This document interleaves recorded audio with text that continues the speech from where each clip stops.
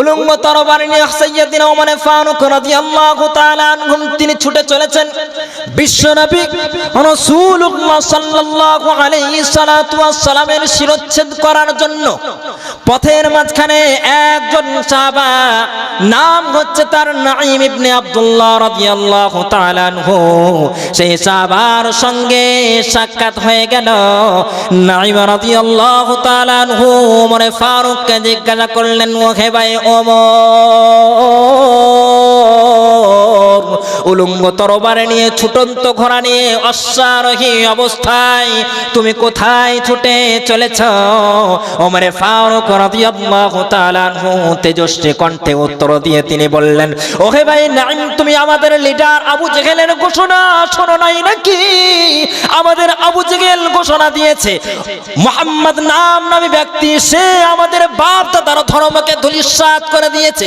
মুহাম্মাদের গর্দান কেউ যদি আলাদা করতে পারে তাহলে 100 তাকে উট পুরস্কৃত করা হবে। সেই উটের পুরস্কৃতর লাভের আশায় আমি মুহাম্মাদের গর্দান আলাদা করতে চলেছি। নাঈম রাদিয়াল্লাহু তাআলা আনহু তখন তিনি বললেন, ও হে ভাই ওমর, তুমি কি এটাও জানো নাই, তুমি যদি মুহাম্মদ সাল্লাল্লাহু আলাইহি সাল্লাতু ওয়াস সালামকে শেষ করে দিতে চাও, শিরচ্ছেদ করতে চাও, তাহলে মুহাম্মাদের আত্মীয় স্বজন, তার বাপ দাদারা, তার চাচারা তোমাকে ছেড়ে দিবে নাকি? নাঈম রাদিয়াল্লাহু তাআলা আনহুর কথা শোনার মাত্রই ওমর ফারুক রাদিয়াল্লাহু তাআলা আনহু তিনি রেগে গেলেন। তরবারিখানা তিনি বললেন, মুহাম্মাদের গর্দান কাটার আগে তোমার গর্দান আমি কেটে ফেলে দেব। নাঈম রাদিয়াল্লাহু তাআলা আনহু ততক্ষণাৎ উত্তর দিয়ে বললেন, ও হে ভাই ওমর, আমার গর্দান কাটা তো বড়ই সহজ ব্যাপার। তোমাকে এমন একটা মেসেজ আমি দিতে চলেছি, এমন একটা মেসেজের কথা আমি তোমাকে শোনাবো। সেই মেসেজ শোনার পরে তোমার চোখখানা কপালের মধ্যে উঠে পড়বে। নাঈম রাদিয়াল্লাহু তাআলা আনহু তখন তিনি সঙ্গে সঙ্গে বললেন, তোমার বোনের নাম ফাতিমা তাই না? ওমর ফারুক তিনি বললেন, হ্যাঁ। তোমার বোনের নাম সাঈদ? ওমর ফারুক তখন তিনি বললেন, হ্যাঁ। তিনি বললেন, তোমার নিজের বোন এবং তোমার নিজের বোনাই তারা কালেমা পড়ে মুসলমান হয়ে গেছে। সুবহানাল্লাহ বললেন। আরেকটু আওয়াজ দিয়ে বলা যাবে না সুবহানাল্লাহ? প্রিয় সম্মানিত ভাইরা আমার, সোনার লালেরা, নাঈম রাদিয়াল্লাহু তাআলা আনহুম যখন এই রকম মেসেজ দিলেন, হযরত ওমর ফারুক তিনি বিশ্ব নবীর কাছে যাওয়া বাদ দিয়ে রাস্তা পাল্টিয়ে নিজের বোন বোনায়ের রাস্তায় ছুটে পড়লেন। এদিকে বোন বোনায়ের বাড়িতে যাওয়ার আগে হযরত ওমর ফারুকের বোন ফাতিমা, আর বোনায়ের নাম ছিল সাঈদ বিন সাঈদ, উনারা কিন্তু কোরআনুল করিম শিক্ষা অর্জন করছিলেন, মানে কোরআন শিখছিলেন একজন সাহাবার কাছ থেকে, মিসআব ইবনে উমাইর রাদিয়াল্লাহু তাআলা আনহু। তো কোরআনের গুনগুন শব্দ, ভিতরে যদি কোরআন শেখা হয় বাইরে স্বাভাবিক একটু গুনগুন শব্দ আসবে, নাকি গো বলেন বাবজি? স্বাভাবিক আসবে। ওমর ফারুক রাদিয়াল্লাহু তাআলা আনহু দরজার কাছে পৌঁছেছেন, এমন তো অবস্থায় গুনগুন শব্দ কান পর্যন্ত ভেসে এসেছে। উনি কিন্তু আরো তীক্ষ্ণ হয়ে গেলেন, রেগে গেলেন, দরজার কড়া নাড়লেন, ফাতিমার নাম ধরে চিৎকার করে বললেন, ফাতিমা দরজা খোল। নিজের ভাইয়ের আওয়াজ, গলার শব্দ শোনার পরে মিসআব ইবনে উমাইর, যিনি কোরআন শিখাচ্ছিলেন, তাকে একটা গোপন স্থানে লুকিয়ে রাখলেন। বোন বোনাই যেই না দরজা খুলেছে, ওমর ফারুক রাদিয়াল্লাহু তাআলা আনহুর হাতে ছিল তরবারি, খোলা তরবারি, খাপবিহীন তরবারি। উল্টো পিঠ দিয়ে নিজের বোনকে মারতে শুরু করেছে। এখন নিজের স্ত্রীকে আটকাতে এসে নিজের বোনকেও মারতে শুরু করেছে, বোনাইকেও মারতে শুরু করেছে। এত পরিমাণে মারতে শুরু করেছে, এত পরিমাণে আঘাত করতে শুরু করেছেন, বোনাইয়ের গা থেকে শরীর ফেটে রক্ত বের হয়ে গেছে, বোনের মুখ দিয়ে ফিটকিরি মেরে রক্ত বের হয়ে গেছে।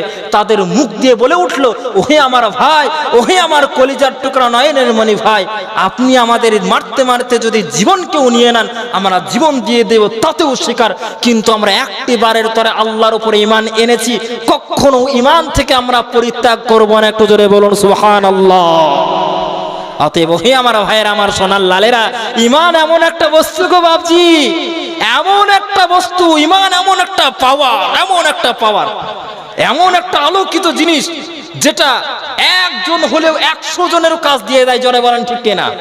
অতএব হে আমার বাপজিরা, আমার সোনার লালেরা, ওমরে ফারুক রাদিয়াল্লাহু তাআলা আনহুম তখন তিনি শুনলেন, বলছেন ওহে আমার বোন, কি এমন জিনিস তোরা তিলাওয়াত করেছিলি, একটুখানি আমাকে দেখাবি? হযরত ওমর ফারুক রাদিয়াল্লাহু তাআলা আনহু তখন তিনি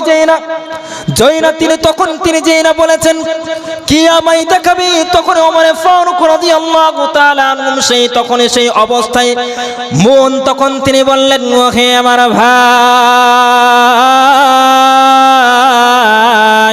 আমি অতক্ষণ পর্যন্ত এই কোরআনের কারীমের আয়াতগুলো তোমার হাতে তুলে দিতে পারবো না যতক্ষণ পর্যন্ত তুমি তোমার শরীরকে পবিত্রতা অর্জন করে না নাও। ওমর ফারুক রাদিয়াল্লাহু তাআলা তিনি পবিত্রতা অর্জন করলেন। কোরআনের আয়াতগুলো তার হাতে তুলে দেওয়া হলো। কোরআনের আয়াতগুলো দিয়ে প্রথমবার পড়লেন, প্রথমবার পড়ার সাথে সাথে অন্তরটা নরম হয়ে গেল। দ্বিতীয়বার পড়লেন, চক্ষু দিয়ে অশ্রু গড়ে গেল।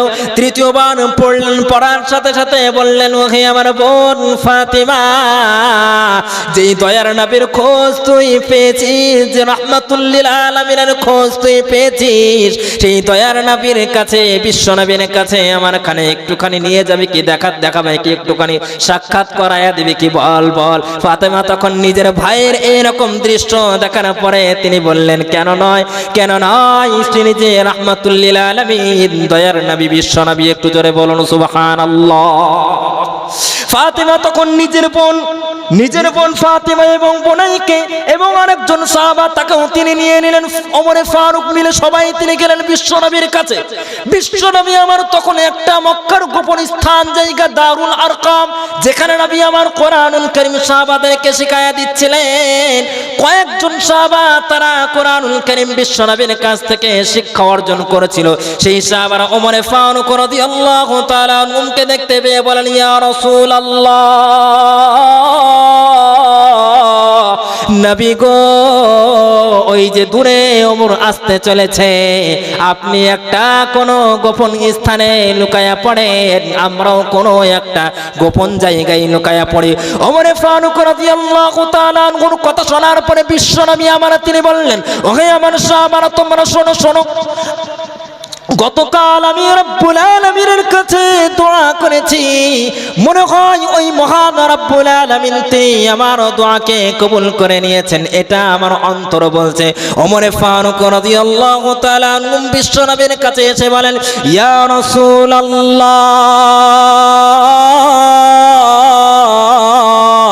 নবী গো, এই তরবারি নিয়ে আপনার শিরচ্ছেদ করতে এসেছিলাম গো রাসূল, এই তরবারি নিয়ে আপনি আমারে পড়ায়া দেন লা ইলাহা ইল্লাল্লাহু মুহাম্মাদুর রাসূলুল্লাহ। সকলে বলুন সাল্লাল্লাহু আলাইহি ওয়াসাল্লাম।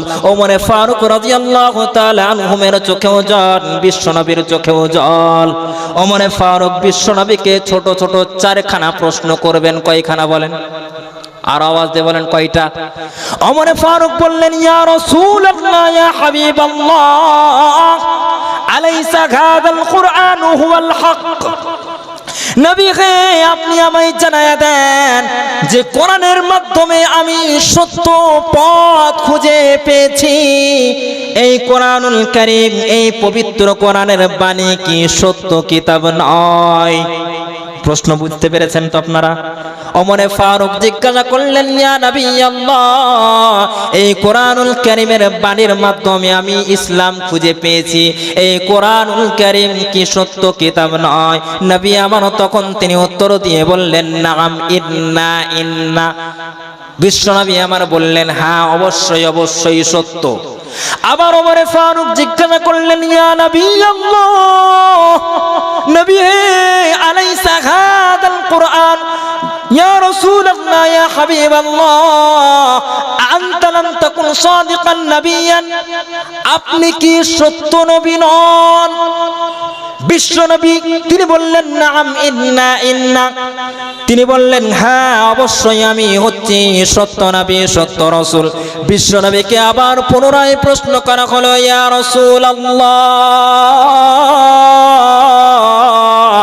আলাইসাল্লাহু রাব্বান হাক্কান, যে আল্লাহর সন্ধান, যে আল্লাহর সত্য রবকে আমি খুঁজে পেয়েছি, সেই মহান রব্বুল আলামিন তিনি কি সত্য রব নন? নবী আমার তখন তিনি বললেন, হ্যাঁ অবশ্যই, নাম ইন্না অবশ্যই আল্লাহ রাব্বুল আলামিন তিনি হচ্ছেন রব হিসেবে সত্য। আবার পুনরায় প্রশ্ন করলেন ওমরে ফারুক, ইয়া রাসূলুল্লাহ, ইয়া হাবিবাল্লাহ, আলাইসা দ্বীনু হাক্কান, এই যে দ্বীন ইসলাম, ইসলাম ধর্মটা কি সত্য ধর্ম নয়? নবী আমার তখন তিনি পুনরায় প্রশ্ন করে বললেন, উত্তর দিয়ে বললেন, নাম ইন্না ইসলাম ধর্ম হচ্ছে সত্য।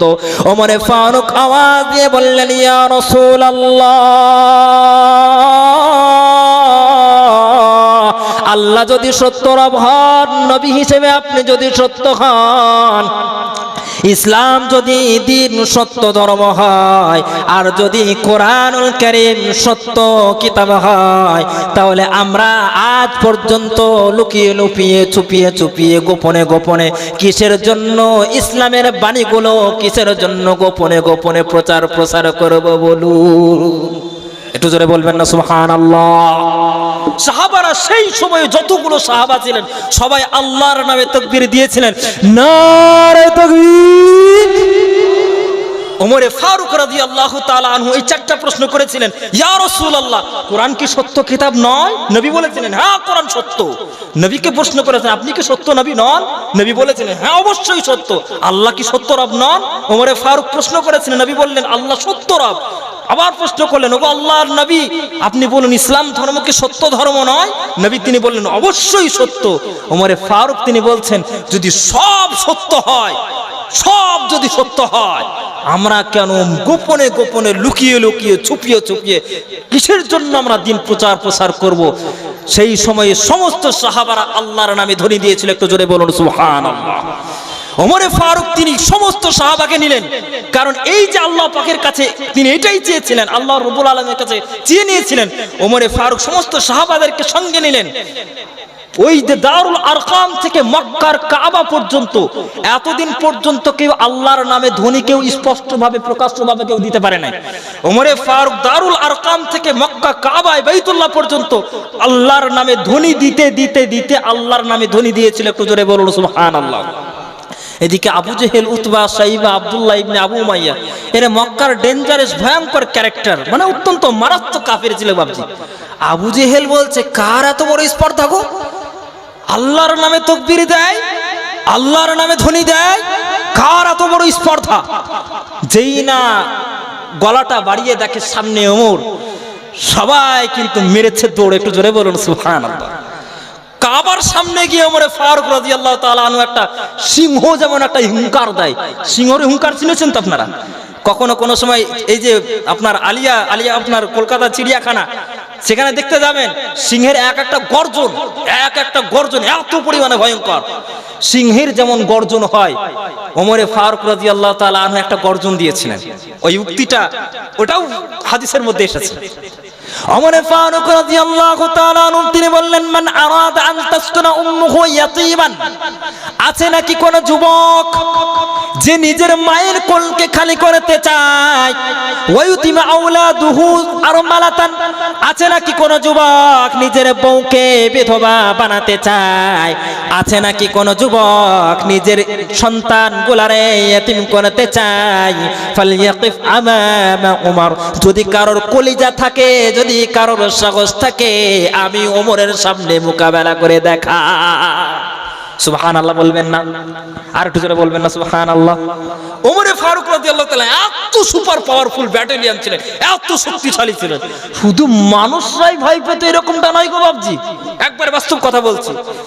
হাদিসের মধ্যে এসেছে ওমরে ফারুক রাদিয়াল্লাহু তাআলা আনহু তিনি যেই রাস্তা দিয়ে যান, সেই রাস্তা দিয়ে 40 দিন পর্যন্ত শয়তান যেতে ভয় করে। একটু জোরে বলুন সুবহানাল্লাহ। বাস্তব কথা বলছে আমাদের মাদ্রাসা শেখ সাহেব, মুফতি সাদারুল ইসলাম সাহেব, আমাদের মাদ্রাসা